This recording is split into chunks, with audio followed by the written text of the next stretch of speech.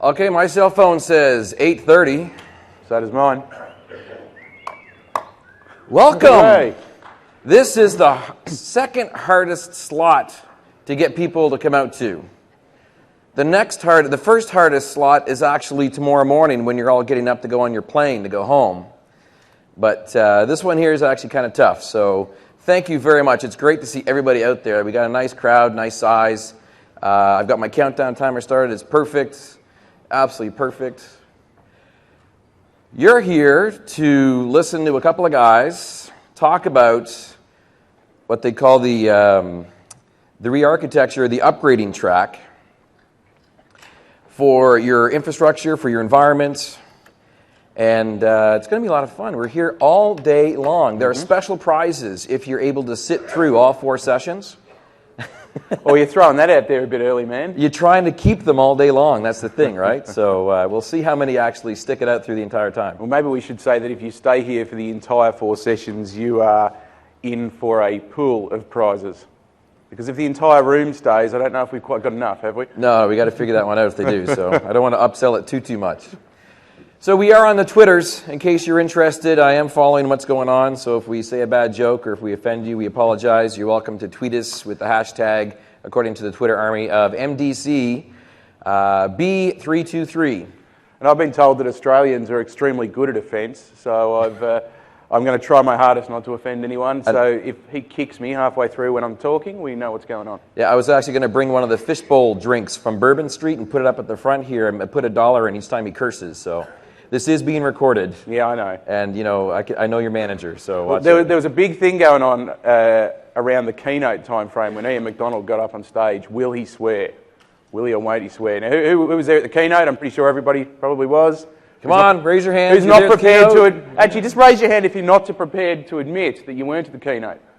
No? Okay, fair enough. And Ian almost did it. Yes. He almost got there, but he stopped himself. So maybe I'll be carrying the flag for the Australians today, but I'll try not to, because Rick will never forgive me. So my name's Rick Claus, technical evangelist, or senior technical evangelist. I work at a corp. I'm what's known as a global evangelist, which just means that I have no country. I basically will be able to go off and talk about technology just about anywhere. And I'm joined by my good friend Macca, or Andrew. Absolutely. As he likes to say. Tell us a little bit about yourself there, dude. I'm a technical evangelist as well, and I'm based out of Melbourne, Australia. I'm in a team relatively close to Rick's, and I look after Australia and New Zealand from the perspective of technical evangelism for Windows infrastructure, and it's really good to be here. Now, we were chatting last night on the way to Mother's to go have a poor boy. Oh, my goodness. And we were talking about our backgrounds in infrastructure and stuff like that. How many years? We just forget about that. I couldn't even think about anything after eating that po' boy. That was amazing. And people have been telling us there's actually better ones out there. There you go. So how many years been working in IT, dude? I've been in IT for about 20 years now. So over 20 years. I'm 20 plus too, so we're a little bit old, a little bit jaded. Some of our philosophies on upgrades and migrations are a little bit tainted, but just take it for what it's worth. It's our opinion only for how to approach a lot of these different things. Both of us worked as consultants, enterprise consultants, that sort of stuff before joining Microsoft. And we're bringing our knowledge together to basically get this together. Now, the concept, in case you're wondering, this is really kind of a mini-series and track all to itself. We are literally in this room all day long. I already see a couple of guys have the lounge chairs set up here at the front, which is perfect if you manage to stick it out that long. We are going to be covering 4 different sessions. Now, the funny thing is, when you submit sessions into TechEd, you normally submit 4 or more to hope to get them whittled down to get a couple in. Well, when I submitted this, the people that were in charge of the session said, "Oh, those sound awesome. We're going to take them all." So all of a sudden, I now had to adjust my strategy and get good stuff to talk about for all 4 of them. So you're going to see the first iteration of what this looks like. This is the first one where basically we're going to be talking about the big plan of how everything fits together. It's really called ReArchitecting Your Infrastructure with Windows Server 2012 and Microsoft System Center 2012 SP1. We already had a couple of questions at the beginning of the day. Are we going to be talking about R2 content? And the answer is, Kinda. Depends. We're called consultants, right? It depends. We will be doing a tip of the hat and a shout out to some of the new functionalities that are going to be available in R2, but you guys hopefully all went and saw a lot of really good R2 content earlier this week from the product groups, from the engineers, from the marketing folks, really good stuff that's out there. And in case you haven't already figured out, I'll give you a little bit of a hint on what some of the content's going to be like in this one here, which is basically, hey, a tip of the hat, this is to get you up to the current version, what I call N, the current version, not N plus 1, not N minus 1, right up to N, because the current version is your easiest, seamless, less stressful transition point into the R2 when the R2 version comes out. Everyone cool with that? Everyone understand where we're coming from? Everyone's not awake yet? Okay. Well, this is something that is rather interesting, again, because a lot of people that are in here have been working in IT for a while. I'd like to see actually a show of hands. We've got 20-ish years each on this sort of stuff. Who here has been working in IT or who here is basically brand new to the IT world, have been in here for maybe 3-4 years in the IT industry so far? Can you actually see anyone? There's some people here. Yeah, Congratulations. there's a couple of silhouettes out there that put their hands up. There's at least a dozen people, half dozen people. You have just entered into an industry where you have to deal with constant change at a rapidly accelerating pace, and you must commit to a lifelong learning relationship with that technology, with all the frustration and all the reward that comes with it. How about 10 plus? 10 plus years working in IT, working at stuff? There we go. Look There's at the majority there. Absolutely. Any 20-year veterans that are out there? 20, looking good. Any 30 years? Do I hear 30? 30. How about 40? 40-year technology. 40. Hey, he's a Hey, couple. we got a 40. Congratulations, sir, for the 40. It all comes down to another thing that you have to be worried about or concerned about when you're working in technology, which is really just a matter of the passion and accepting the challenge for what's coming forth. And you're all here first thing 8:30 in the morning, so I'm assuming that you're passionate and you're ready to accept the challenge for what's going on. But now, how about your infrastructure? For the people that were, the majority of the room that came in here said that they've been working in IT for 10 plus years or more. How many people design the infrastructure they're managing right now? Again, a good chunk of people, which is good. And that's probably the same number of people that's been working with that infrastructure for 10 plus years. Interesting. Because I actually got a quote talking to a customer one time, my absolute favorite quote from one of the customers that I did some work with a little while ago. If I had a dog when I originally designed my infrastructure, it would be dead by now. Quite seriously. I mean, think about it. Going back 10 years in time, going back 20 years in time, working out hard-coded IP addresses. You probably weren't even using IP addresses back then 20 years ago, unless you're one of the old school guys or gals. But you've gone through a lot of change, and there's been a lot of stuff that's been going on. And a lot of the stuff that you've been looking at over the last little while, 10 years ago, hasn't really needed to be touched upon until something goes wrong or until something really requires you to go and do that next level of an upgrade. And then you move on to the next project, do some more firefighting and do some other stuff. And then all of a sudden something else requires you to go and do another upgrade. It's very seldom you see a lot of proactive upgrades in place to prevent stuff from happening in the first place without something telling you that there's a problem and you got to fix it. So there's a difference in the speed and stress that things have to get implemented, right? Well, if your core infrastructure is over 15 years old, let's go back to the Wayback Machine and take a look at this. It's rather interesting. What did your cell phone look like 15 years ago? I love that one down on the bottom right there. I was trying my best to find one of those StarTACs, the big plastic ones that had the fold-out ones. I couldn't quite find that. But more than likely, your cell phone technology, texting was a far and distant thing in the future still.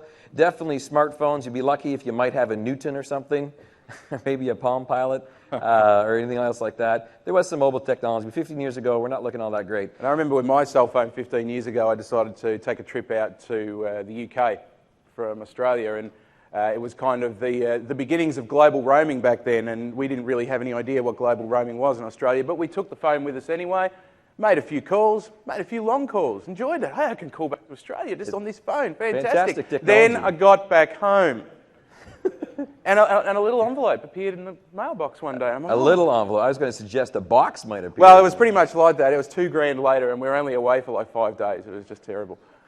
What was the bill? It was $2,000. Yeah, sorry, that hasn't changed with technology, yes. But we didn't know it was going to happen back then. Now we expect it. What about the projects you've been working on back then? Probably doing a little bit of NT server stuff. Banning vines, anybody? Banning vines? Yes, sir. Yes, well done. Banning vines.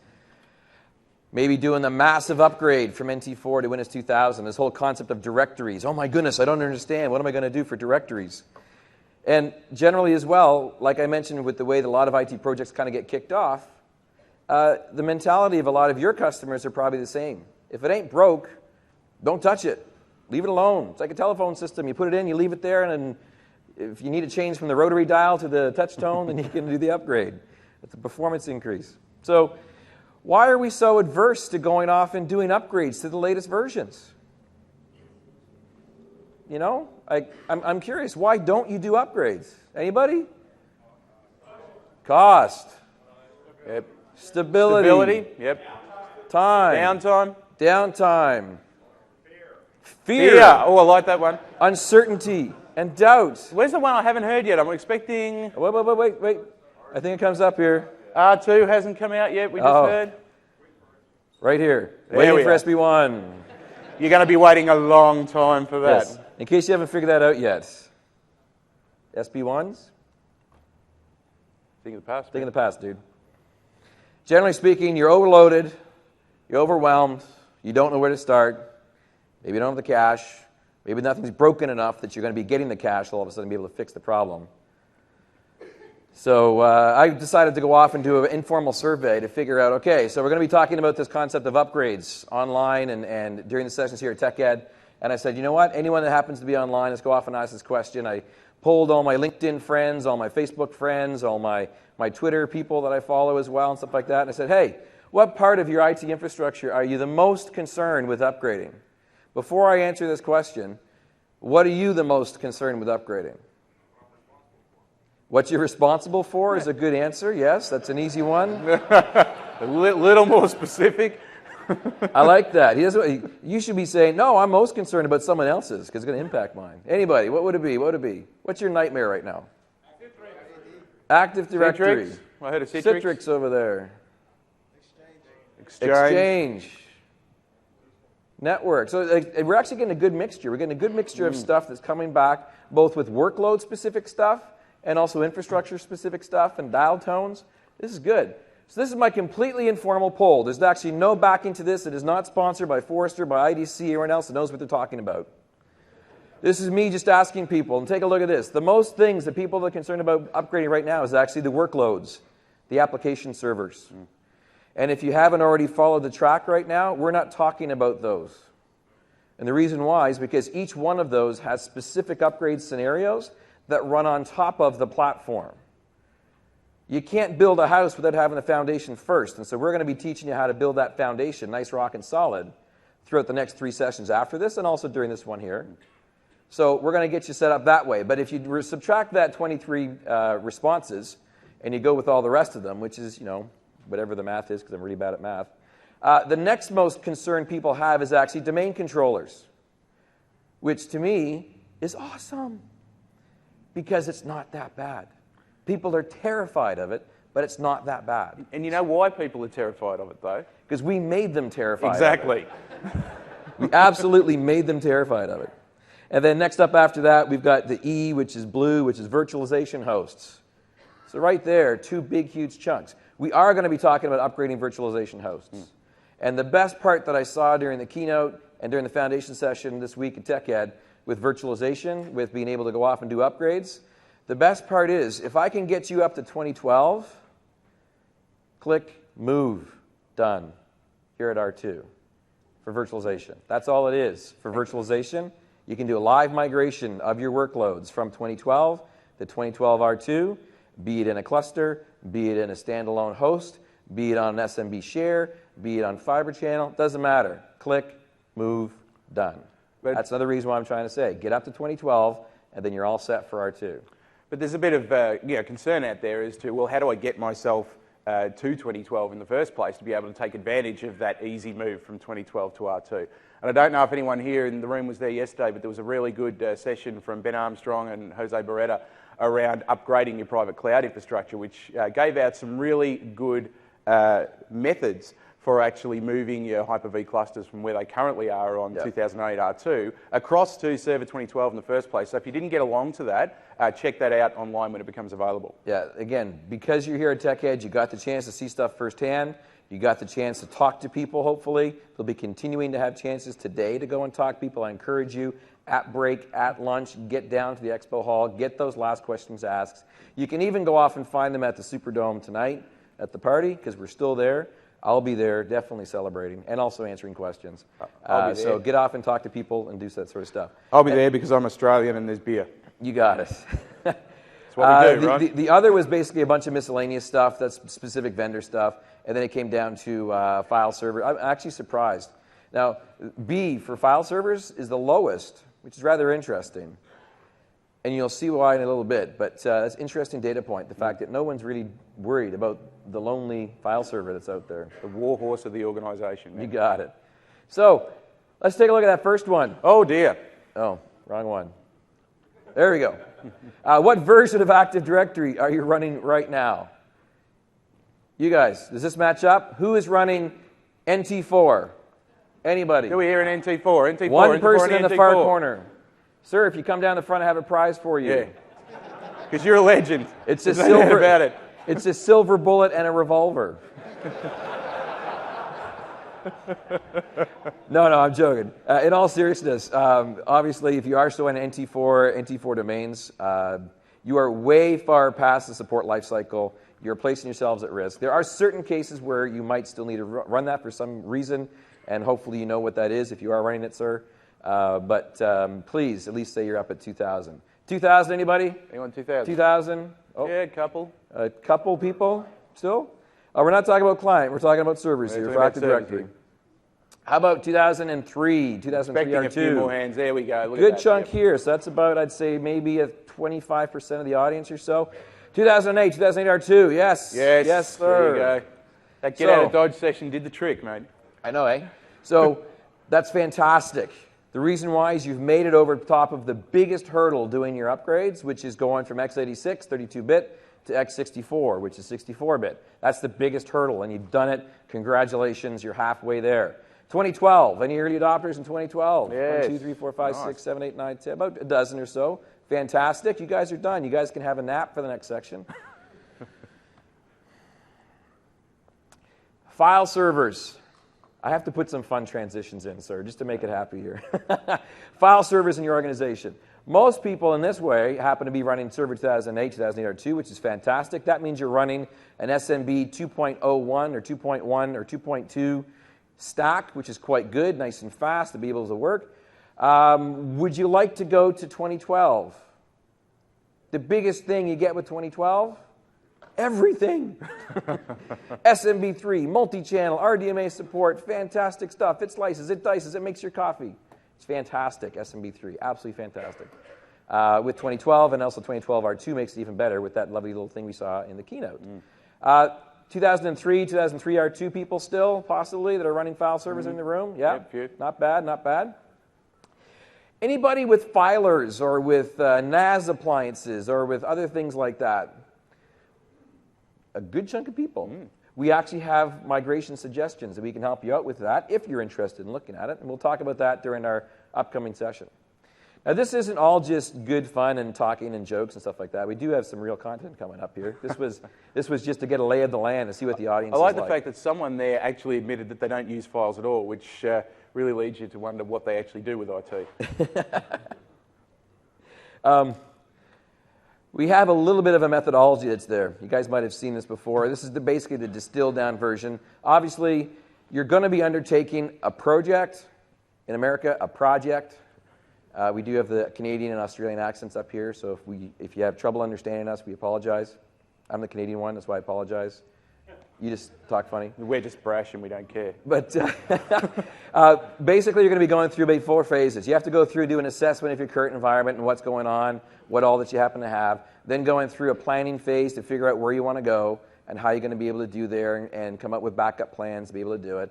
Then you're going to be going off and doing some testing to make sure that it works and validate those plans are all good and you have some kind of a backout possibility to get there. And then finally go ahead and deploy. This isn't rocket science. This is a distilled down version of some much larger, bigger ITIL and MOF and ABC 1, 2, 3 type of methodologies for being able to do some upgrades. So if we step right into this here, the very first phase, which is assess, what can you do? Well, first off, obviously, if you already have and are using System Center, you have a very large wealth of information of the type of products, type of situations, networks, servers, congestion, problems, errors, and issues it can go through, already all figured out because of Operations Manager and because of your research of your systems using Configuration Manager as well as two possible ways to go there. If you don't already have System Center, if you have an older version of System Center, again, you also will still have a lot of this information that's there. Actively try to gather it together. Don't just leave it inside that tool. Bring it someplace into your project book to be able to make it work. You also have, if you do not have that option, System Center already up and running, you also have the option of going through with some of our free tools that are actually quite powerful. One of them is Microsoft Assessment and Planning Toolkit. Everyone has heard of the map tool? Curious to see. Anyone ever used the map tool before? Not very many people. Great. Actually, which is interesting. This tool has become incredibly powerful over We've a long updated period it of time. at least every 9 months, at least every year or so. Absolutely. And we'll be showing you a little bit of that in a moment. But just you can use this tool to not only see what's out there, but to intelligently assess what's out there, what type of hardware it is, and whether or not it makes sense to start moving some of those non-virtualized servers into a virtualized environment, whether it makes sense to take that farm and move it into a private cloud or a hybrid cloud scenario. And it's just more and more scenarios coming into that toolkit every day. So we'll be showing you that in a moment. I love the fact that it will give you a nice Word document printed out nicely with all sorts of money savings and how great it's going to be and how your world's going to be full of double rainbows and unicorns. That's gold. Who's ever had to build a business case for an OS deployment or something like that? And it sucks, right?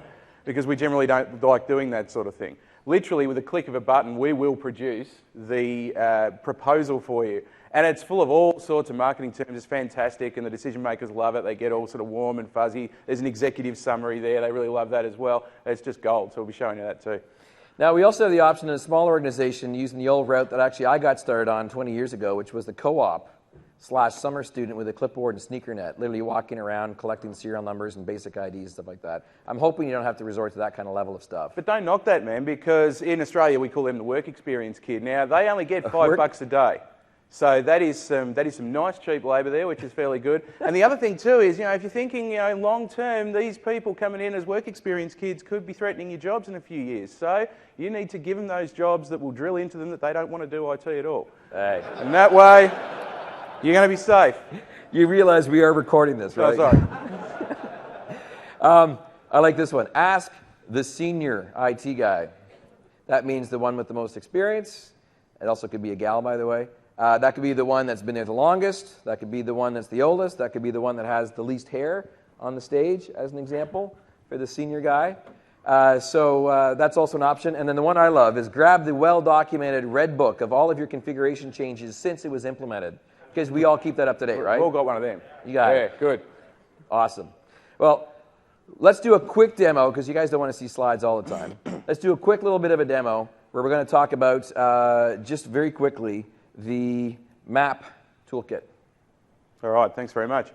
Okay, so I noticed that there were quite a few hands that didn't go up around the map toolkit before. So before we get into this in any great depth, just to give you an idea of where it is, if you go to your search engine of choice, which is of course Bing, right, and type in Microsoft Assessment and Planning Toolkit, it's the very first link that comes up, and taking that link will take you to our Solution Accelerator site, and will give you the ability to download the Assessment and Planning Toolkit. When you install the Assessment and Planning Toolkit, it looks something like this when you open it up. Now, we're currently in version 8 of the Assessment and Planning Toolkit, heretofore referred to as MAP, because I can't keep saying that many words. And basically what you get is you get a utility that allows you, first of all, to go off and inventory your environment. So find what's out there by interrogating a whole bunch of different sources. You can run this against things like a configuration manager database. We can get it to spam your subnets to find out what's out there. That's a good way to go. We can utilise WMI calls and all sorts of things to try and figure out which machines are out there. And once we hit those machines, we'll take a hardware inventory of them. We'll do an inventory of their software based on calls to the ARP information, the add remove programs information, as we still call it, even though it's programs and features these days. Then we'll bring that into a database. And you can see in this particular tool... Oh, before you start, though, I'm assuming you all understand this is going to cause network traffic. It's also going to require administrative access to boxes. Yep. It is not something you just want to lightly run. Just make sure you just... I'm covered myself here. Yeah, the network guys, if you have any IDS, intrusion detection systems out there, you might want to warn them ahead of time. That's right. Or that becomes a what do you call it? CEL, Career Eliminating Move. Absolutely. Right. And I'm sure you're all aware that no matter what you want to do, the security guys will say no. Yeah. But that's just the way they are. Now, once you've got that information in, yes, sir. That's why you run it from their workstation. Very good point. Now, once we've gathered this information, we then have the ability to run a whole bunch of simulations across it to start getting an idea of whether or not we can, for instance, start bringing some cloud technologies in here. So how many of these older servers, or how many of these virtualized servers or even physical servers are in a state where we could potentially migrate them into Windows Azure virtual machines? You look at our server options down here. How much of your tin fleet could potentially be moved across into a virtual world? Are you in a position where perhaps you should start looking at private cloud type scenarios? So there's a lot of stuff we can do here. We also deal with this from the desktop side as well. So those of you that are potentially looking at an upgrade to Windows 8, one of the challenges you're going to come across straight away is whether or not we have the hardware capabilities out there to actually support this upgrade. And of course, this is relevant for the server side as well. So we'll look at what's already out there and we'll start running those numbers and give you a bit of an idea as to whether or not your hardware is even in a state to move to the version of the operating system that you're intending to. So what I'll do is I'll just give you a brief outline of one of these, for instance, which is our cloud option here. And, oh, thanks, mate. That was really nice of you to mention me on Twitter then. Oh, you left your Outlook open. I left that open, never mind. Now, what we can see here is we've got our cloud scenario, and this is telling us that out of the inventory that we've gathered, we have a certain number of virtual machines out there that could be potentially moved into Windows Azure. And if we were to drill a little bit further down into Windows Azure, exactly what type of profiles for those virtual machines we'd be needing to use. Do we need extra small, large, etc., etc.? But in order to get to this point in the first place, we need to have gathered the inventory data. So the first thing you would normally do inside this particular tool is hit the collect inventory data, and as you can see here... Oh, look, it's a wizard. It's a wizard. And this has been added to over and over again across a long period of time. We won't just look for Windows computers in the organisation.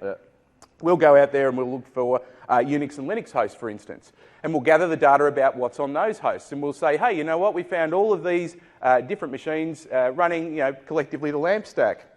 And surprise, surprise, we can build you a proposal to move them across to Windows. Which is very nice. Or you can just take the LAMP stack and be able to run up in Azure too, because we support it. Absolutely right. And there's a whole bunch of other things here. So let's just say that we're interested in pulling together all the information about our Windows computers out there. So we would hit Windows computers here, and then we need to tell it exactly how to go and discover this information. Now, this is where you can potentially start running into some network issues, as we mentioned before.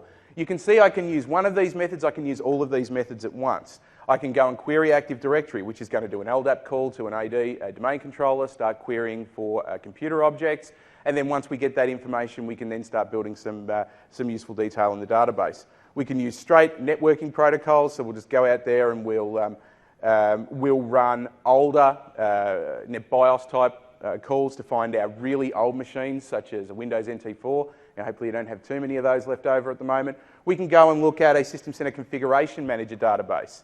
Now, a lot of people say to me, well, hang on a minute, if I've got System Center Configuration Manager, why are you telling me to go and bring that into MAP? That gives me all the data that I need about my machines. Yes, true, it gives me a certain amount of inventory information about those machines, but it doesn't have the smarts to actually say, based on what I've seen, you can potentially start moving these across to a virtual world, you can potentially move them across to a cloud, you can potentially implement a VDI solution for your desktops. So this is going to take that business logic and run it over the top. And you can see we also have the ability here to scan address ranges, even manually enter computer information and so on and so forth. No, I can't believe how much this has changed over the years. Oh, it's completely different, man. It's chalk and cheese from what it used to be. So if there's anyone out there that actually utilised the map tool in its infancy, you probably looked at it and thought, well, it doesn't really do that much, and you've never looked at it again. So it's definitely a good time to come back into the fold, so to speak, and start looking again. Now, in the wizard that I'm using here, I've chosen to use Active Directory, so go off and poll Active Directory and find what I can find. And the rest of the wizard will change based on what you've chosen. And you can see here now it's going to ask me for my credentials. It'll go off and scan Active Directory and pull the data back. Now, I'm not going to run through this wizard any further. I just wanted to show you the different types of discovery methods that you could use. Now, once the data comes back, we can then start working with it. So, just give us a quick little view of some of the data that's collected. Oh, We can absolutely. Keep on moving, man. We got a lot of stuff. okay, no worries. If I go into my, for instance, Windows Azure VM readiness here, you can see that I'm getting very much a base amount of information about what can be done. And I can then go and generate a readiness report, which will create an Excel spreadsheet that gives me a lot more information about exactly what machines can be moved into Windows Azure and what types of profiles they're going to need. So if we just go now and view our saved reports and proposals, we've got our Excel spreadsheet all done for us, and basically all of our heavy lifting's been done. We get a summary sheet, and then we break it out into Windows machines and Linux machines. And you can see here the machine name and the operating system as to whether or not it can be brought into Windows Azure. I am so glad this does not exist 10 years ago. I would not have made any money as a consultant 10 years ago with this. Absolutely, absolutely right. The final thing I want to show you before I hand back to Rick is the Windows Server 2012 readiness. And the reason I want to do this is so you can see the proposals that come out of this thing. So straight away you can see that we've got 250 total servers, 67 of them are ready to move to Windows Server 2012, 180 are not ready. Now if I generate the report and proposal here, basically what this is going to do is provide me 90% of the work I need to do for the business case that I need to hand off to the boss later on. Now the beauty of this is, when you get asked to prepare this business case, you can say to your boss, yeah, sure, no problem, I can do that. That will take around about 2 weeks because there's a lot of data I've got to gather here and there's a lot of research I need to do. I've got to do a lot of work here. That'll take about 2 weeks. And once I go, yeah, no problem. I need to go off and take a week to go to Tech Ed to make sure I learn all this stuff. Exactly. So once you've got that, all you need to do then is just say, yep, no worries, I'll run that tool, then go home for 2 weeks, come back, nice and refreshed, and you've got yourself a document all ready to go. There's your executive overview there, some nice stuff that they want to see, all the way down to a breakout of actual real information about your environment. So it's a really handy, nifty little tool, 16 pages straight out of the gate, ready to go. Over to you, Rick. Sweet. Absolutely sweet. That was the assessment part. Obviously, the more work and effort you put up front to any kind of project is going to reap you better results, more accurate results, the further down you happen to go. And it now comes down to what I would call the planning stage and looking at how to assess and look at that type of information. So what we've done is we've kind of broken this down similar to how we're going to be breaking down the rest of the day, where we're going to be talking about Active Directory as your main core services you want to go up and take a look at looking at and examining how to go off and re-architect stuff. Then we're going to be taking a look at your networking infrastructure and the underlaying side of your network. Then followed up with some storage architecture as well for being able to implement some new changes. We're going to talk about the file servers, talk about the file systems, talk about all sort of other migration options. Management layer we'll be touching on throughout the entire day. We're going to be doing a variety of different options for management and then some additional workloads as well. So kicking right into the Active Directory side of things, I have to admit I am a bit of an Active Directory junkie. I came from a Banning Vines environment beforehand with its Street Talk directory services. Woohoo! Before Active Directory came out and before NDS came out with its NDS environment with Novell. But as we mentioned earlier, we scared the pants off of you with Active Directory because it was such a big new change 15 years ago when it came out that it really is the most important service in your entire environment because without authentication, you're an unknown individual and entity on your network and you cannot access anything else. It's in my opinion, it's actually more important than having the underlying base networking side of things, but obviously the base networking thing also is important as well for addressing, so it's kind of the chicken and the egg. So we did our best to try to find a good representation of what a, how shall we say, interesting design would look like for Active Directory on the internet last night and earlier this week, and we came up with something. And before you go out into and show that, just a really quick show of hands. Who got certified in Windows 2000? Anyone who got certified in the? Well, of course you did. Foundational member, man. I was a technical trainer back in the Windows 2000 days. Who actually did the Microsoft official curriculum stuff for 2000? Remember that designing AD course? Yeah, it was awesome, man. Well, it was awesome for the time. Yeah. But we were, suggesting you do things like, in certain circumstances, build loads and loads of forests and stuff like that. And there were some really interesting things that came out of that. And one of the students I had on that particular course was looking at designing his Active Directory. And unfortunately, I made a really poor error of judgment when I was trying to describe how Active Directory relied on DNS as its underlying naming topology. And I said in class, it's like you can name your domains just like websites are named these days. And the guy in the class has gone, Bang, light on. I understand. This is great. I'm designing my environment. He worked for the Melbourne Cricket Club at the time. I'm going to design this environment. Cricket, that's like the Australian and British version of baseball. So you're knowing? Anyway, and he said, that's great. I'm going to go back tonight. I'm going to design my domain. I'm going to get it in. He came back the next day. He said, fantastic. I've done it. I'm in. I said, great, man. How'd you go? He said, really well. I named my domain www.mcc.com.au. Wish I hadn't said anything about websites now. Anyway, Rick. Nice. So we actually found this picture on the net of one possible multi-tree forest topology. And the person that designed this actually didn't even know the correct terms that we were using back then. It should be a multi-tree, multi-forest topology with this kind of a look. In the past, it was a hard and fast rule. If you needed a security boundary, that was your domain. And then as Active Directory matured, the security boundary is actually the forest, because you can do forest trust and sort of stuff. And it really depends on how to go off and implement. Ideally, what is the absolute best solution for your design, looking at your Active Directory, can be summed up in 4 letters. KISS. Keep it simple. You fill in the last one. The idea is that the simpler it is, the easier it will be to manage, the less complex it is to troubleshoot things, and more than likely, with the modern additions that we've been making to Active Directory over the years, it will be able to meet your needs. In the past, you had a different domain because you needed a different password policy, or you got third-party tools to do it. Since 2008 R2, you're able to have password settings objects, which allows you to have multiple password policies inside a single domain. You can do delegation on the OU level. I loved seeing those OU structures that were beautifully designed along business units, and then all of a sudden it fell apart, and then it just stuck everything under users and stuck everything under computers and sort of stuff. You'd see that a lot when people move jobs as well. Certain administrators would move out and new administrators would move in. So you'd be looking at that. There you go, department, geography. Oh, where'd that come from? And split out all over the place. Yeah.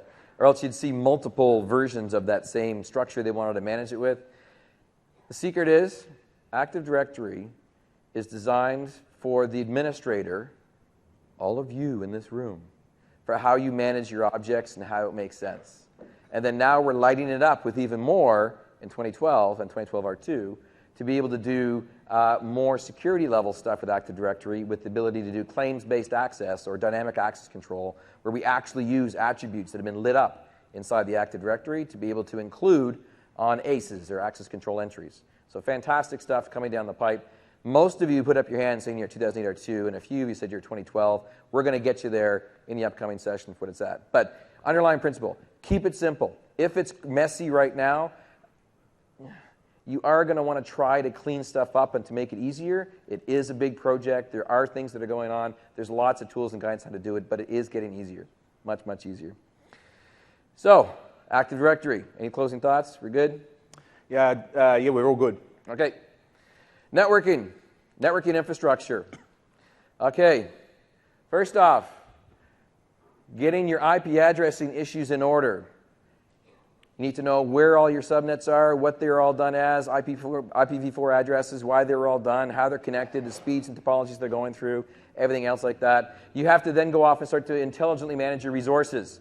Intelligently managing your resources means you're no longer using spreadsheets. You're no longer using pieces of paper. You're no longer using the magical, I'm just going to pick an address and ping it and see if it responds, and I'll give it to that guy over there to be able to work. You're hopefully being a bit more proactive with it. But unfortunately, Active Directory is a bit more sexy. Networking side of things, my apologies to the guys that work in networking full-time inside your environments. Networking is not as sexy. It's extremely powerful, but IP address is not as sexy as you can't undersell networking though, man, because if the networking's not right, nothing's right. That's true. The next thing you have to really worry about is trying to level up your game. You'll see this a lot during our sessions. With leveling up your game, you really got to start thinking about this as being more than just subnets and IP addresses and ways to find servers and workstations. You have to start thinking about this as an abstraction layer. You saw during the keynotes and you saw during this upcoming technologies that we can do right now with Hyper-V and also with SCVMM, System Center Virtual Machine Manager. We can do software-defined networking. We can do virtualized networking. We can actually now take two machines that are on an IP address range of 10.10.0.1 and 2, address range in the 10 network, let's just say. And you have that, it's all great, it's all working. You then acquire a company, you then have to go off and bridge something else. They're also using the same address space. You can actually take their machines and virtualize them and keep them running with their own same identical address space, but you're going to be using provider addresses to still allow them to route to the outside world. And it's built in. It's included. It's phenomenal, the stuff you can do. And I will give you a warning about that. The easiest thing to know is that you should really be looking at how to do that within SCVMM, because it just makes it really easy. Absolutely. You can do it natively just with Server 2012, but it does require PowerShell. It's not as sexy to look at, but it can absolutely be done also with PowerShell down to the virtualization layer. Yeah, and the PowerShell is quite complex for network virtualization, but if anyone went to any of the SCVMM sessions for R2 this week, very simple now to put in a gateway that will enable that translation to happen. Now the next one is, it's kind of a bit backwards. I'm just going to go through here because we already talked about virtualized capabilities. Increased capacity, that's simply a matter of looking at your fabric. I'm hoping, well, I'm assuming that most people are not running coaxial 10-base 2 Ethernet anymore on their servers. We're up to gigabit, we're up to 10 gig E, up to InfiniBand, that sort of stuff. You mean we're not running vampire taps anymore? No, well, Jeez. What I will say just quite easily is the fact that when you're looking at the more advanced networking side of things, you're up in the 10 gig E's, you're going to be paying a lot for the switches, you're going to be paying a lot for the fabric, what you're going to be doing, but it's unbelievable the speed and the throughput you can go through and not have an impact on your servers, which is generally a good thing for your server farm and where that goes. And it's, again, that fabric layer of stuff. One thing you can do without even changing your networking infrastructure that you can probably take advantage of right now, and is one of the coolest things that I think you should be doing, actually affects the most common issue that exists in data centers today for failure in network. Anyone want to guess what that is? Pardon me? Teaming. So not teaming is the problem, that's the solution. The problem is fat fingering stuff into a particular router or switch and misconfiguring it, unplugging the cable because the light's not on right now, so I need a cable, I'll just use that one because I need to do it right now, and then magically things stop working and start working again. Teaming is absolutely fantastic, and if you haven't tried this yet with 2012, it's in-box, it's so easy to do. It literally is simply a matter of having multiple interfaces on your systems, on your servers, and then you simply say create NIC team on that box. You choose the ones you want to have that are plugged inside the same network. It can be switch dependent or switch independent with the way that you're doing it. This doesn't necessarily increase your throughput. I'll get your question in 1 second, sir. This doesn't necessarily increase your throughput, but it does eliminate a big chunk of the human errors and factors. One point I'm going to make is that you need to make sure you are coordinating very closely with your network team to enable this. Yeah, so cautionary note from the gentleman up here in the front. Make sure you talk to the networking guys, if you're not the networking person, before you turn this kind of thing on, because they're going to see multiple ports lit up and strange stuff going on and traffic.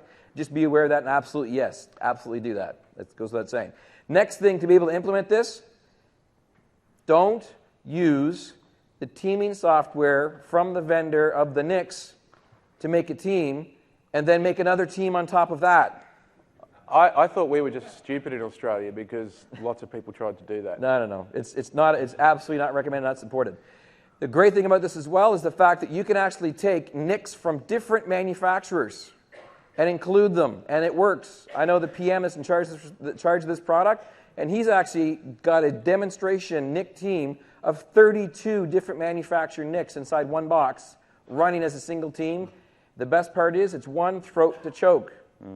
Microsoft's, if things aren't working. There's no longer the finger pointing going on. Please, 2012, NIC teaming, inbox, it's free. Use it. It's awesome. It's great. It's supported with the proper drivers. So the idea is that if you have one NIC that breaks, the load just keeps on going and continues to work. If my slide builds correctly, there we go, and continues to work without interruption. Very easy to build and do. Yes, sir? It's now asking, is it still advised not to do that in domain controllers? I would say it absolutely works. It is supported because it is now part of the lower level operating system at that point in time. It makes a new NIC that's on there. However, my personal background from working with Active Directory for so long, I would still be cautious and hesitant and wait for it in the lab, see if it's happy and if it's all working fine, and off it goes. The main issue that you had with teaming in the past was simply a matter of unknown addressing, if it's going to work correctly, multiple registrations to DNS, causing confusions. That should all disappear because when you make the NIC team, it appears as one NIC to the operating system, one address, and it's all fine. So I want to say it depends. Check your documentation. Come back. Next up is storage architecture. Storage is something we've been talking about all week. In case you haven't noticed, we've made massive investments on the storage side of things. And the first question I always get asked, and the first question that Jose gets asked, Jose Barreto, asks the experts or any of his sessions, is, I just made a massive investment in product X, iSCSI, Fiber Channel, vendor A, vendor B, whatever it is. Should I just throw that all out and continue to go down this new path? And the answer is no. Do you have problems with performance? Do you have problems with I/O? Do you have problems with resiliency, difficulty managing it? Is there some other reason why you would want to stop using that investment? Then evaluate the best way to approach it. Don't just throw out the baby with the bathwater and do it. I'm hoping none of you actually would anyway. I've got an interesting story about this, though. An example of that is the hands-on labs here at TechEd are actually run by a company called HOL Systems, Hands-On Lab Systems. In case you don't know, there are no servers on site that are running those hands-on labs. They're all in a data center back in Florida, in the cloud back in Florida. And they have resiliency, multiple pipes, and all sort of stuff. He actually started off and had his original architecture design from a year ago was 50-plus Hyper-V hosts with gobs of RAM, each one with dual-channel HBA cards, talking to his SAN in the back end to be able to have clusters and virtualize and all sort of stuff. Is all great. When 2012 came out, he decided to go off and change his architecture, remove all of the HBA cards from his Hyper-V hosts, and then simply front-end a SAN with 2 scale-out file servers and a cluster, and put gobs of cache on top of those guys for caching purposes, and then put multiple HBA cards in those 2 systems.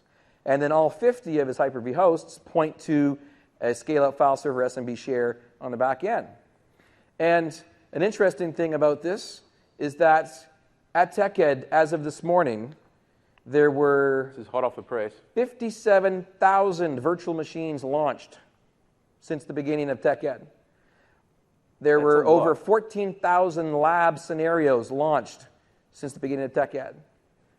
There was an average of 4 virtual machines per lab scenario launched as of the beginning of TechEd.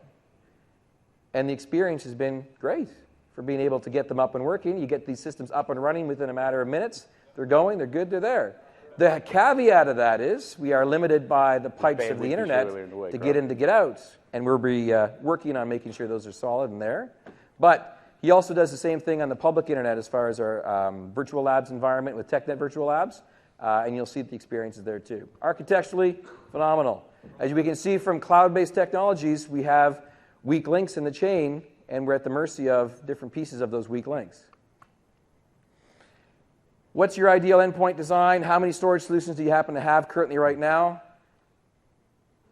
Who has SANs in their environment right now attached up and working with stuff? There you go, of course. How about filers, specifically filers and NASs, that sort of thing? A couple things like that. How about direct attached storage? Everyone put your hand up. You all have direct attached storage. Just had to ask the question. So basically, can you look at starting to consolidate, starting to simplify? What's the headroom available? Are you able to expand upon that as you need to? The answer to this really comes down to there is no single solution to that answer. Now, I just quickly really wanted to reiterate the concept behind storage groups. Just to kind of, again, step back. We talked about this with networking. Networking, you have to think about abstracting the fabric and turning this into more of a fabric conversation as opposed to subnets and routing capabilities and routing tables. From a storage spaces perspective, you've got a bunch of disks that happen to be out there with a variety of connection mechanisms. Doesn't have to be SAS, doesn't have to be Fiber Channel, doesn't have to be iSCSI, whatever it happens to be. You then are able to go ahead and to basically group these guys together into storage pools. Typically, you're going to be, in the current version of 2012, grouping them by performance. In 2012 R2, you don't have to worry about that, with the caveat that you at least need to make a differentiation in case you haven't realized this yet. It needs to be SSD and other. It's not able to determine a difference or create tiering based on 10,000 RPM, 15,000 RPM, 7,200 RPM. It's simply, does it spin or is it stationary, to simplify it out, right? That's for the storage tiering that we have. The question is, are we going to change that anymore or any more? in the future, and that's unfortunately one of those forward-looking statements I can't comment on, and that's all I'm going to leave it at. You then go ahead and basically make storage spaces, which includes making a disk, and then once you make a disk with a protection layer, you then expose that to the operating system by making a volume, and then those storage spaces are now across the board able to go in and be expanded upon for more resources, thin provision, and then thick provision if you wanted to. Ultimately, you simply are exposing volumes off to all of the other 2012 server capabilities. So this is, again, one of those foundation layers, laying a solid foundation on storage and networking and identity with Active Directory to be able to go into the next level of where you're at. And then obviously you have different types of guys who are going to go off and hit them. Now, I love this one here as well, is because this is also thrown in as a good reason why you want to go to 2012, is this concept of dedupe being brought in. Any NTFS volume, clarify that, any NTFS, not the new REFS, any NTFS volume has the ability to do deduplication. And again, this is one of those, your mileage may vary for how much you actually get. I'll give you a warning, like that Android phone ringtone that just went off right now. I'll give you a warning that, again, you do not want to be enabling this technology of deduplication on top of another technology that's already doing it for you. Like if you're using a filer or a SAN or whatever happens to be, it's doing deduplication already. This is, again, something if you don't use those technologies to be able to do stuff. The biggest savings you're going to get, obviously, is off of VHDs because there's lots of common chunks. Software deployment shares as well. Then generally file sharing stuff, you're looking at 40%, 50%, whatever it happens to be. You're getting free disks, and you're going from there. Now, when you combine these technologies, again, stepping back from a fabric perspective, you can combine these together in some really new technology. Anyone ever hear of cluster in a box? Put up your hand if you've seen cluster in a box. Everybody else that did not put up their hand, I strongly encourage you to go down to the show floor, take a look at what the vendors are offering down there for the concept of cluster in a box. Data On, as an example, just announced their new product for what they have for cluster in a box solutions, which basically is, get this, it's a piece of tin, industry term, 2U configuration, self-contained, architecturally that looks like the guy on the white, on the left-hand side over there. You've got two separate nodes. These aren't blades. Two separate nodes, completely independent from each other, with separate power. They're able to redundantly power each one, with the fabric switch or storage controller inside of them talking to a JBOD or just a bunch of disk. Or they have an LSI card in them and they're talking directly to the disk or whatever it happens to be.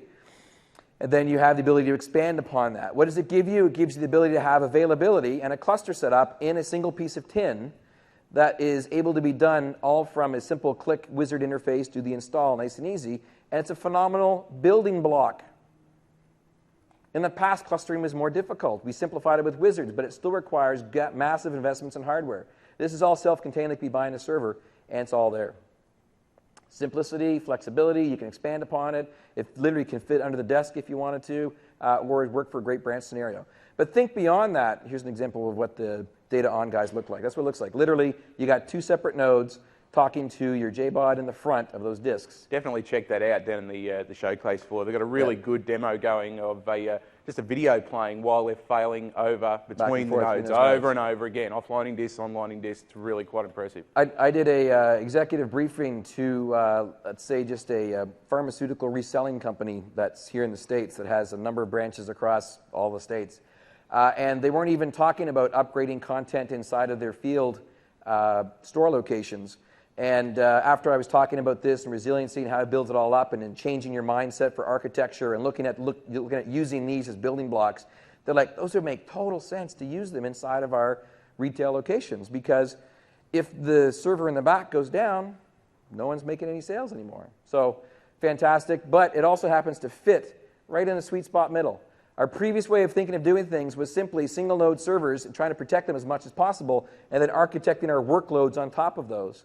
Or you go with a very large solution at the other side with clusters and with dedicated storage arrays and stuff like that to do scale-out server systems and scale-out clusters. That increases your complexity, that increases your cost involved. This fits right in the middle as a building block. So if I was doing active designs currently as a consultant, I would be using something like cluster-in-a-box technology, insert vendor X name here, as a phenomenal branch solution, as a phenomenal architectural layer. And now think of this again from a fabric perspective. This is a compute node. This is a storage node. This is a networking node. Think of this, level up, where your conversation's going. Now, from a management perspective, is coming up next. Again, there are a variety of tools and solutions you can use to be able to get stuff done. Some of them are going to be in-box. We've done a lot of investment with being able to do very high-level management and detailed management as well, just with the in-box tools, but they only scale so far.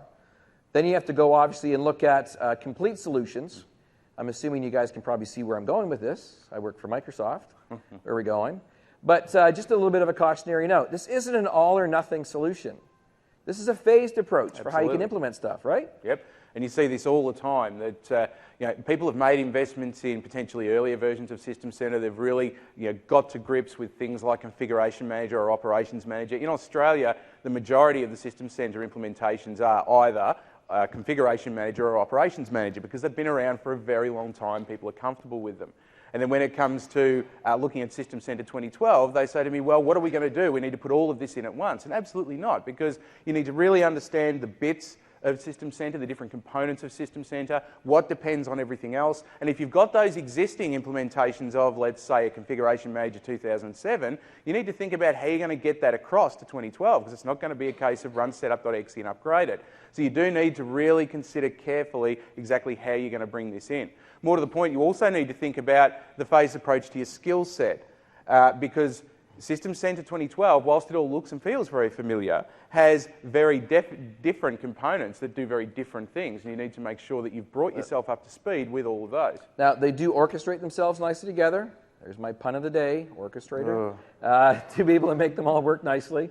They have a high level of automation. As you saw from the keynote and from where we've been going with this all this week, this is going to be your new interface to the 3 clouds that you'll be managing. The idea is that you're no longer going to be thinking about, oh, is this going to be a private cloud? Is this going to be a public cloud? Is this going to be in a hoster? Is this going to be up on Azure or something like that for IaaS? No. I need to deploy this. Go.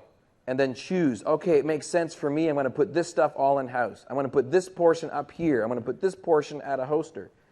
The tools that we have the complete solution for how to do it, and they tie down into the operating system from a management perspective, and they tie up into the public infrastructure space as well, as opposed to simply being a bolt-on thing that's simply tacked on top of stuff. So that's where we're going with the R2 Wave, and we have a completely wide range of solutions that solve different pieces, as Mac is going to talk about here in just a minute, with the current version 2012 SP1.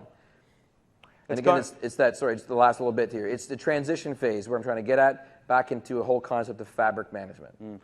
It's kind of interesting to look at where System Center has come from too, because there is very much that entrenched mindset of I'm a config manager person, I'm an operations manager person, and it's been very hard, at least in our area of the world, to try and break that. And really, that comes down to looking at what System Center's come from in terms of where it started. So those of us that were around back in 1994... That's your best view in the build, just in case you're wondering. Excellent, thank you. Would remember a little product called SMS. Woo, SMS 1.0. All right, who have we got? We've got any 1.0 people here? 1.0 people, thank you. 2.0. Yeah, I'm sorry. 2003. How many people didn't go to 2003 because of their experience? Yeah. There were several people in Australia still wake up in sweat screaming at night, but it's okay, we'll never do that again.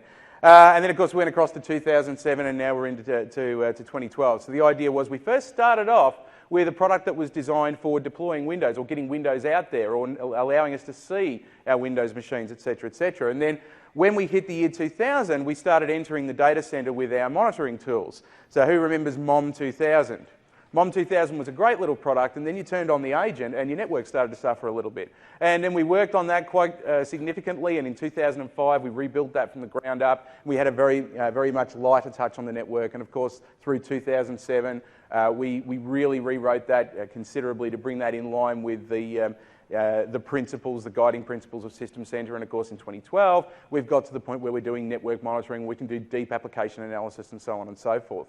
And then in 2006 we went out there and we brought out Data Protection Manager, which was all based around NTFS journaling, which was an interesting way of doing the tracking of changes for a backup product. And then we brought out another version of that and started moving towards block level changes and so on and so forth. And in that year we also really started making some strides forward in our antivirus and anti-malware capabilities.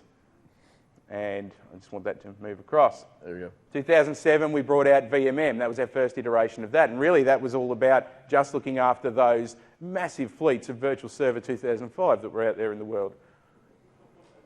And then in a couple of years later, we started looking after things like Hyper-V, and then, of course, we've moved into to Zen Server, and we've moved into ESX and vSphere as well. In 2009, we acquired Opalis, and Opalis became eventually known as System Center Orchestrator, so that started giving us runbook automation. And you can see that it's a... I love MOM as an acronym. You know what the acronym is for orchestrator? Scorch. That's cool, man. That's a really cool acronym. Yeah. Sounds more scorch. Sounds more aggressive. It is aggressive, yeah. MOM. That's right.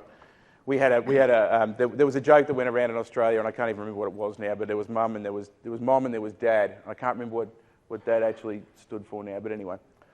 Of course, we had sus in Australia, so I don't know. Does sus mean suspicious here in America?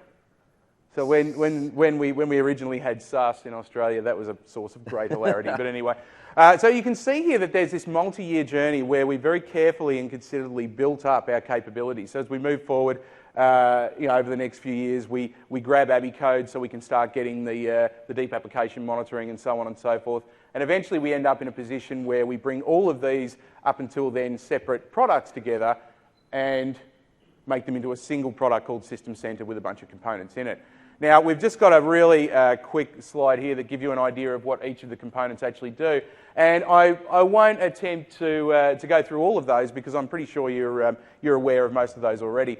Just be aware that when you're dealing with the acronyms that you see on this slide, that will cause certain amounts of heartburn and stomach acid to happen in certain people in Microsoft, especially around product naming. The branding police will get upset. Branding people get upset, especially for things like Configuration Manager, which has an acronym that we're not allowed to use internally. But as you can see, virtual machine managers, managing our fabric, app controller is giving that self-service portal out to the end users to be able to hook into VMM and start deploying those applications, those multi-tiered applications. Now, I'm assuming you all understand this is all licensed together as one. It does not require that you implement every single one inside your project. Phase it in. What are the pieces you need? What do you want to start doing stuff with? Virtual Machine, I was about to say it. Virtual Machine Manager, the start of going into cataloging all of your resources, starting to make that transition to fabrics and how you're going to go off and manage them. Very, very wide-reaching.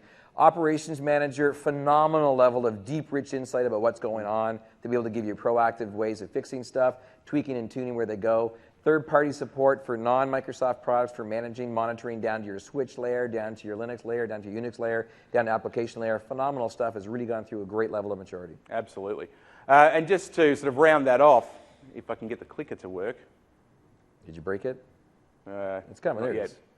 Really what we're seeing here is sort of an overarching story for the way in which we utilise System Center. So the idea is we have these two diametrically opposed forces in your organisation, the app owner and the data center administrator. The app owner wants to get their application out into the organisation as quickly and as efficiently as they can, and they don't particularly care about what resources in the data centre are used to do it. And the data centre administrator is all about making sure that they have control of the data centre, that we don't end up with resources that are being utilised unnecessarily, that we don't have some piece of rubbish being thrown over the fence from dev to ops, and then everyone blaming ops when things don't work properly, because that never, ever happens, does it? Right? And the way we sort of approach this is ultimately what we want to do is we want to give the application owner or the application requester or the service requester a self-service capability to be able to go and select from a catalogue of what's available, potentially put in a service request for what they need. So, translation, controlled experience they can't mess up for the resources you manage and control. That's the easiest way to think of this. And the reason they can't mess any of this up... Want me to hit the space bar for you? Yeah, thanks. That'd be good. You know what? Say beep, and I'll press the button. Excellent. All right. And the reason they can't mess this up is because we've defined within a central authority what those different services or those different applications that they can request actually look like, and we call that a service model. So what components are built into this application? How do they hook together? How do they need to be deployed? Where do they need to be deployed? Are they deployed on premises? Are they deployed into a hosting provider? Are they deployed into a public cloud? Beep. It works. Once we once we request that particular service, utilising the definitions in the service model, we then feed that into a service delivery and automation engine, which effectively orchestrates all of the components that are needed in order to do this and get the application or the service actually deployed. Beep. Beep again. And that deployment, once configured and deployed, can be deployed into any of those 3 standard environments that we know about with the Cloud OS. So potentially out into Windows Azure, your on-premises environment, into the service provider environment. And all of that is being controlled with all of the appropriate checks and balances by the data center administrator. So they are defining what the actual service model looks like. And we know that for this particular application, this tier utilises this size of VM and it goes on premises. This next tier goes into the hosting provider and uses this tier of VM. And once we've deployed all of that, we'll start monitoring and operating it. So we'll look at how the applications are actually functioning, pass back information to the data center administrator so we can say, hey, look, I know that your code's rubbish. I can see the line that's rubbish. Don't tell me it's my fault. Hand that back to DevOps. Hand that back to development, sorry. And then development can ensure that that is fixed up. Now, if you look at that, the various components fit into the different aspects of the Cloud OS at different stages. So in the self-service stage, you're looking at App Controller and Service Manager. Service Manager flows through into the automation engine along with Orchestrator. And then the rest of the components actually do the heavy lifting from that point on. Beep, beep. So back to our original slides here. We've done the assessment conversation. We've done the planning conversation. Now it's a matter of, okay, where do we go next? Well, obviously, test. The idea behind it is, where do you get experience doing this? Well, you've already started with your research, being able to do stuff, obviously being here by TechEd. Any of your friends and colleagues who are not able to make it to TechEd, they should know that obviously they can go to channel9.msdn.com. They can download, and you can download any of the sessions that you saw. What they missed out on by not being here was those hallway conversations, those Ask the Expert nights, and the hands-on labs experience and the instructor-led lab experience that out there, certification stuff. But more importantly, they missed out on all the fun and activities that we've all had as a community here at TechEd, on Bourbon Street, on the vendor parties, at the expo hall, stuff like that. Oh, such fun. Yeah. I've got a picture of him walking down the street with 2 hand grenades, one in each hand. The other place you can go is to obviously go in and to download and use and try these products yourself. The MSDN subscriptions, TechNet subscriptions, or if you don't have either of those, going to technet.microsoft.com/eval-center to go off into downloads individual products. If you haven't already noticed, if you go to technet.microsoft.com/eval-center, there is an option to subscribe to an RSS feed or to register yourself for an email to be notified as soon as possible for what that happens later this month, around the 26th-ish. What would that be? Pardon me? R2 evaluation release, being available around the build time frame. Wake up early, fire up those downloaders, and start going, because there's a lot of stuff to bring down in the download. And I've already had one conversation on the Channel 9 interview stage this week with Vijay, who's the owner of System Center Virtual Machine Manager, one of those things you should take a look at very soon for fabric management. And he was saying that they're actually going to be making available a self-configured VHD bootable with it all installed, that all you do is you download that, load that into your hypervisor, and then boot it up. It's a member server. You join it to your test domain, not production. You then are able to go off and to manage your test environment and get the look and feel of how that all works.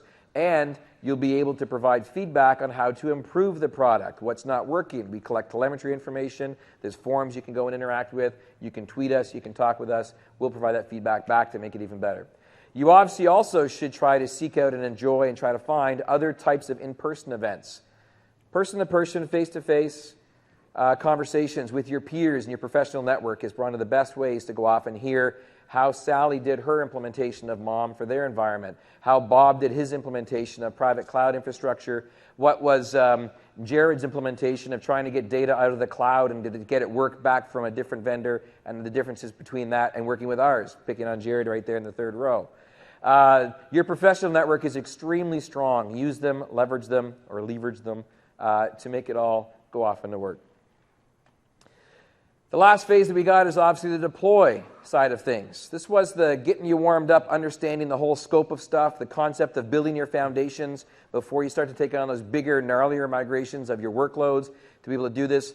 Over the next couple of sessions, we are going to be talking about the bigger stuff like the Active Directory migration side of things. We're going to be talking about the networking infrastructure improvements. We're also going to be talking about the storage type of migrations and improvements. All of these will do at least one thing, well, they'll do a couple things for you. We're going to be showing you stuff that's going to make it so that you can get home earlier at night from work because you're not going to be stressed out trying to fix things all the time. It's hopefully going to reduce the amount of calls that you're going to get because you're on the current version. There's less stuff that may be doing some wonkiness inside your environment. It's also going to hopefully make it so that you get to spend more time with your family. That'd be nice. And relax, and then worry about the next project that's coming down the pipeline for where it is. So what we're going to be showing you here is an environment that's been virtualized. This is a bit of an eye candy chart to show you our environment. But basically, we're going to be going from a mixed environment all the way down from 2003, mixed environment with 2008, and then bringing it up to an environment where you're using all these latest technologies with 2012, current shipping product. We're going to be focusing primarily on inbox tools because we don't have the time to go into great depth with the additional management solutions that you get with System Center's Service Pack 1 2012 version. But everything we're going to be showing you to get up to 2012 is your fastest way to get to R2 when it's ready to go. And I can honestly say you will have an easier time to get your environment up and working and ready to go when you're at the current versions because of just the level of quality that we have inside there, because the level of testing that's involved, and more importantly, as again, one of the PMs, VJ was talking about this, the fact that we've now changed our cycle of getting multiple product teams together in the room at the same time during their ship cycle for the planning stages. It's no longer about what features to add in. It's conversations with you at events like this that come up with scenarios that aren't solved yet.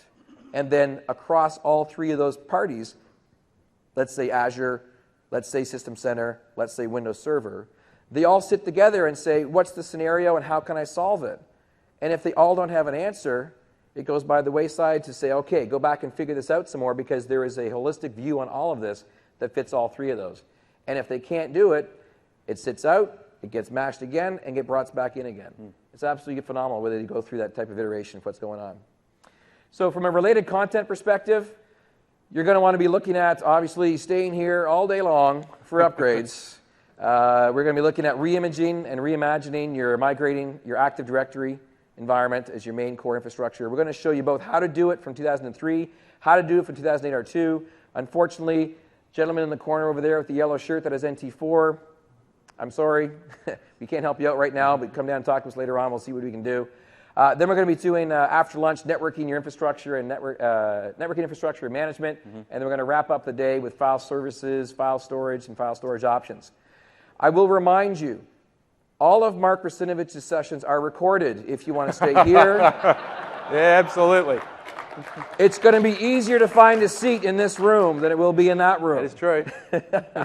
But you are welcome to obviously go off and to take a look at the stuff that Mark's got. Some great stuff, but obviously he's got a great crowd that comes out to be able to do stuff. Some other resources you should take a look at in learning. You guys are aware of this. All the sessions are available. You can download them now while the internet's fast and strong with the plug-in connection to be able to go off and to get them and watch them on the way home. You can get them back at your office environment too. Share them with your friends. Microsoft Learning has some great resources as well for Microsoft official curriculum and content to be able to do stuff. TechNet is an area that I contribute a lot of information to with Microsoft Virtual Academy and others, and also MSDN.